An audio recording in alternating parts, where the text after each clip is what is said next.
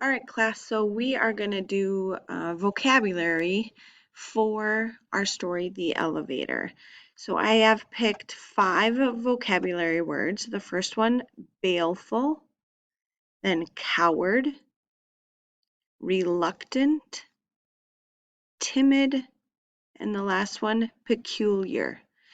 So what I want you to do, you should know the four square vocab drill, but just as a review, what I want you to do is look up the definition of baleful, and you're going to see, I can move this over here for you, you're going to see that the definition means threatening, harm, or menacing, okay, or having a harmful or destructive effect. So I want you to just go ahead and copy that definition and know that it's an adjective. You'll see that in your definition. Go back to your slides, write your definition in. I also want you to write that it's an adjective or what kind of part of speech it is. Okay, then I want you to find a picture of what that means. Okay, and you can draw a picture if you would rather, or want you to go ahead and choose a picture. I'm going to choose this one right here. So I'm going to copy that picture, come back to my slides, put that picture in.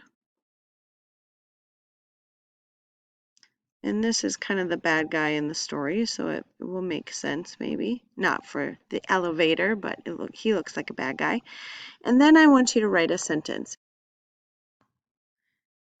I want you to do your best to write this sentence in your own words. I know that a definition will give you a sentence, a sample sentence, so you can go off of that a little bit, but I want you to do your best to write your own. So I don't know if you know Dennis the Menace, but that's what I'm going to write. Dennis the Menace was baleful in his attempt to visit his neighbor. So there's my example of the sentence. That's all you need to do for your vocabulary words. Here's a sample of one. You can take this or you can do your own, and then I want you to do the other 4 vocabulary words. So the Google Slides are shared with you. Make a copy of them and then do your own work. Thanks. See ya, team.